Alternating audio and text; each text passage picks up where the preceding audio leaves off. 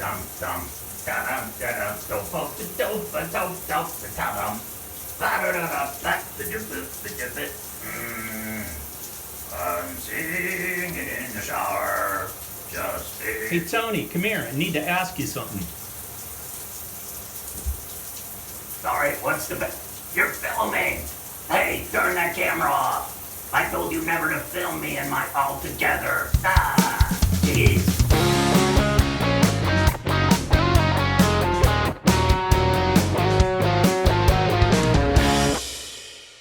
Hello, Richard from budgetguitarist.com, the website. Today, we are going to talk about buying a guitar. Now, I'm a fan of Dave Simpson's YouTube channel. I saw him on Anderton's, and then I checked out his channel, and he's got a really interesting story.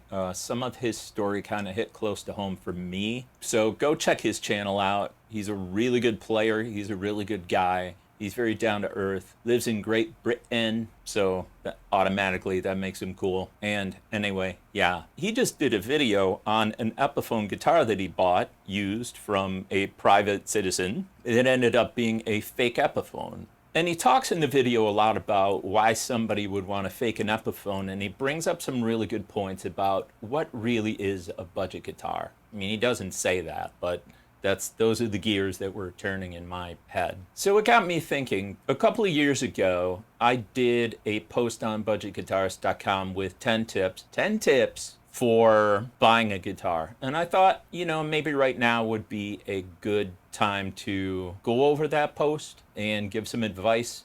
So if you're just about to buy your first guitar, that's probably nobody watching this video right now. Because why would you watch this video unless you're like a friend of mine or a relative who doesn't play guitar, in which case, hey, thanks for watching. That's really swell. For guitar players, when you go to buy a guitar, whether you are a novice player or an experienced player, it's not a bad idea to have a little bit of a mental checklist in your head. And that can help you avoid getting ripped off. That can help you avoid making a mistake. And so I'm just going to go through it. Ready? Number 1, buy from a big music chain. Okay, this is kind of controversial. If you know what you're doing, you can get a really, really good deal on a used instrument from a small music shop like a mom and pop shop. Also, there are some really good independent music stores, like in Tampa, Replay, Guitar Exchange, which I basically put up an ad for them on last week's video. I've gotten several things there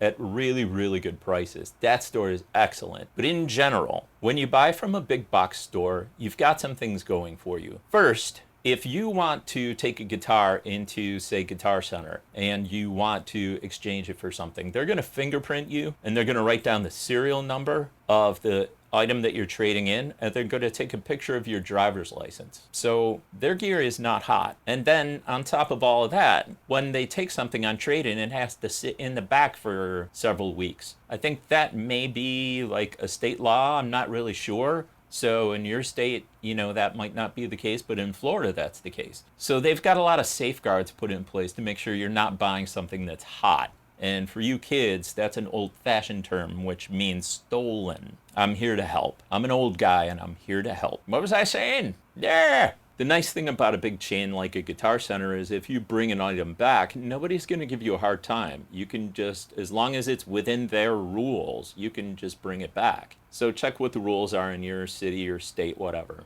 If you know what you're doing, you can buy from a private citizen, but it's really, really easy to get ripped off. I mean, in China, they're making clones of Squiers and Epiphones now, so be really careful out there. Those can be tricky to spot. Number 2, if you're buying a new guitar, ask for a new guitar in the box. Most music stores, they'll take out, they get a new shipment of Strats, and they take one out and they put it on the rack, and then somebody walks in, they play it, they buy it, and they just get that. Well, that guitar's been played by 100 million other people. It may have some dings on it. It's not new at that point in time. I mean, depending on how long it's been in the store, some guitars sit in the store for years. So that's years of sitting there with the same strings on it, not really getting much attention from the store. If you're buying something new, you should get something new. Ask for one in the box. I've done it many times. If they've got one in the box, they'll grumble about it and then they'll go get it. In a couple of cases, I've asked them to bring out a couple of boxes because I wanted to make sure I didn't get a guitar with a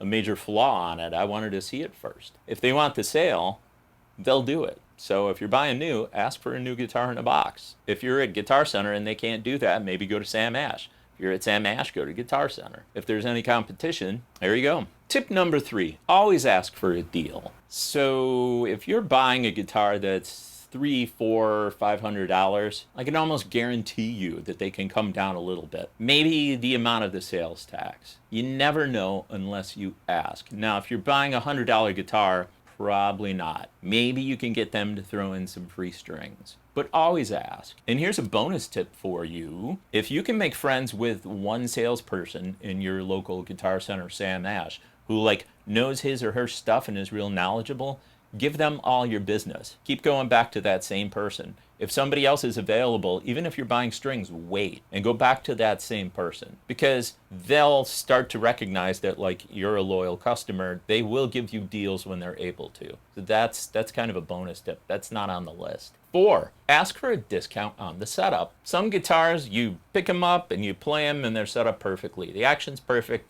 The intonation is perfect. Most are not. And some places like Guitar Center, Sam Ash, I don't know what they charge these days. Somewhere between $35 and $50 for a setup. If you can learn how to do your own setups, which is not hard, I recommend that you learn how. It's actually super easy. I will do a video on setting up a guitar very soon, within the next couple of weeks. But if not, it's worth having somebody go over the guitar, because if the action's high, you don't know how to adjust it, and the intonation's off, you're not getting a true representation of that instrument. 5, make sure you get the truss rod and any hex wrenches. Well, on this guitar, I look at this guitar like I need a hex wrench. No, hex wrenches. That's the little hex wrench that allows you to raise and lower the saddles. So you need 2 things when you buy a guitar, if it's new. You need to be able to adjust the truss rod, here. That's a bigger Allen wrench. And then you need a smaller one to be able to raise and lower the saddles, unless it's something like this. But make sure that those are in the box or in the bag or in the gig bag or whatever. If they don't have them, point out hey, how am I supposed to set this guitar up? And they'll usually find something for you and they'll hook you up.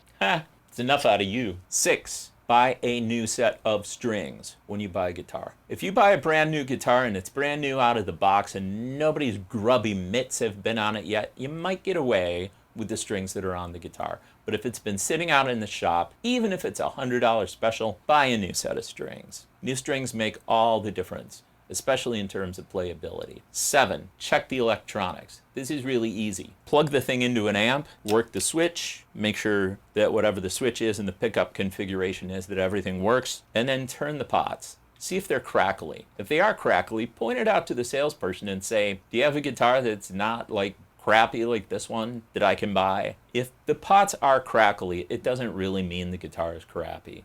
Sometimes you can just work the thing back and forth a billion times until your fingers fall off and all the dust inside there will get wiped away. Sometimes you can spray a little WD-40 in there and do the same thing, but you shouldn't have to, 8, play every fret. This is not plugged in, but what I like to do is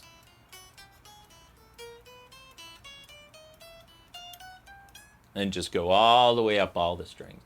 If there's a dead fret, you can point this out to the salesperson and say, can you please bring me another version of this guitar that is not crap? If you find some frets that buzz and it's a brand new guitar, then here's the sad reality. Actually, most instruments below $500, most instruments below, let's say, $750, it's a crapshoot whether you're going to need any kind of fret leveling and crowning or not. This is ridiculous. It's been this way in the industry forever, and it's because builders want to save money. I'm holding the opposite of that right now, right? I'm holding a Gibson Les Paul. This was done on a Plek machine, down to 1,000th of a millimeter. When this guitar shipped, it probably had extremely good fretwork. Plek machines are very expensive. I do know that when I got it used, it had some fret sprout. That's what happens when basically humidity causes the wood to shrink, swell up, shrink, whatever, and you get some pokey frets on the end. You can fix that with a file. But if you have some bad spots on the neck, maybe you could ask them for a discount on a level crown. If the instrument is,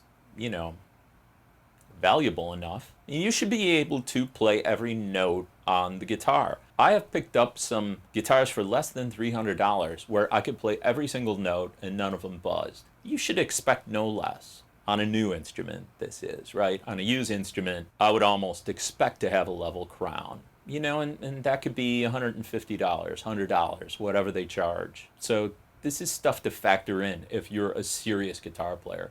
If you're kind of a hobbyist and you're not really like recording your own music or going out and doing gigs, then if a couple of frets buzz, who cares? You know, you're just having fun. But if you're using it for anything semi-serious, well, you need all the frets to work. 9. This is a pro tip. Bring with you a fret rocker. This is the Stu Mac fret rocker, and it's expensive for what it is. But you can go online, you can go on Amazon and search for fret rocker, and you can buy an inexpensive alternative to this that's probably just as good. I don't know. I like Stu Mac. Pricey, yes, but their stuff is really good quality. Fret rocker is kind of an interesting thing. What it looks for is it looks for a situation where you have a low fret or a high fret. So if you have frets, you got 3 frets. I wish I had 3 hands. Pretend that my head is a hand. And so here you got the frets, right? If one fret is sticking up too high, then you're gonna have string buzz. It's gonna be awful. I look silly, don't I? Yes, I do. What the fret rocker does is, as you go up the neck, you start on the biggest edge down here where the frets are widest apart. And then by the time you get up here, you're down at this little edge. And so what you do is you balance it on the frets and then you move it back and forth. And if you hear like a rocking sound, then you know you got a problem. You have a high fret. So, try this. Let's see what we got here. No rock. It's a good fret job. Take one of these with you and you can tell if that guitar really needs any fret work. And it's a super nerdy thing to do, but you know, if you're buying a $100 guitar, don't bother bringing one of these. But, you know, if you're spending $800, $900, $1,000, this is not a bad idea, you know? So for the generic version of this, probably $12. For $12, you can walk in there and you can kind of figure out, like, okay, well, we got some high frets on here. This guitar is going to need work. Why are you charging full price for it? Again, the dirty secret of the guitar industry. Inexpensive guitars have crap fret work.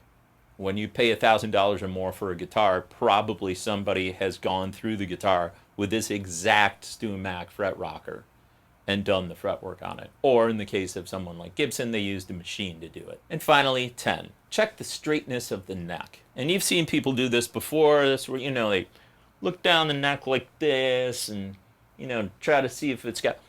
Basically what you're looking for is you want to see a straight line as you look down. Now, usually on a guitar, this line is not going to be perfectly straight because there's going to be some relief. So there's going to be a teeny bit of relief right about here in the middle of the neck. Most players don't want a perfectly straight neck because the strings will buzz. Jeff Beck is the exception. He likes a perfectly straight neck. But for the rest of us mere mortals, we usually like a little bit of relief. But basically, the worst thing that you can have in an electric guitar is a twisted neck. So you just want to look the whole instrument over. I mean, you want to look the whole neck over. And you just want to make sure that the thing doesn't go like, you know, it doesn't look like the Scorpion roller coaster at Busch Gardens. Do they even have the Scorpion roller coaster at Busch Gardens anymore? It's been forever. I used to like Montu. That's a great coaster. If you go to Tampa, Florida, go to Busch Gardens, ride Montu. Yep, it's straight. Here's kind of a neat trick, by the way. Go to guitarcenter.com and search through the used guitars and type in whatever it is you want to buy. Let's say you want to buy this guitar, right? So used Gibson Les Paul Tribute. Do a search through their used. You'll get kind of an idea, like you'll see a low, a high, and an average for what they're charging. That's about what the market value is. They're pretty close to market value. If you buy from a private citizen, you can usually get it cheaper than that, but you have no guarantee that it's not a fake. If you were to buy a Gibson from Guitar Center, and then later it was proven to be a fake, they'll give you a refund.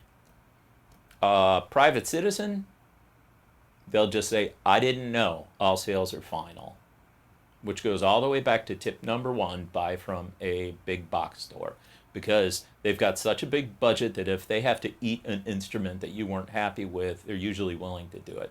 So there you go. That was my opinion on buying a guitar. I hope you found it useful. If you did, please consider subscribing. No playing in this episode, which, some people would be happy with. I'm a barely adequate guitar player, but I really love it, and I love to play. So anyway, if you enjoy, subscribe. I already said that. I'm going to be doing some guitar setup and guitar work videos in the future. It'll be interesting to see if people like that or not. I'm also going to do some more features like I did on the Alex Lifeson video. People seem to like that. And so tune in next week and you'll find out what I decided to do. In the meantime, I've been Richard, and I will see you again next Friday at 5.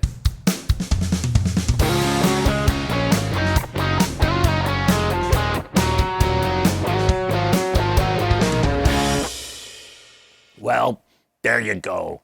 That was some kind of video about guitars and buying guitars and talking about guitars. It'd be nice if we covered something else on this channel once in a while. If you have some suggestions, you're probably not even watching this segment because it's after the ending credits. Well, anyway, you can always email me at Tony@budgetguitarist.com and say, hey, Tony, I watched you after the ending credits. That'd be fun. Yeah, send me an email if you want to. Thanks. Bye. Ricky, turn the camera off. You can operate a computer, but you can't turn the camera off. Jeez.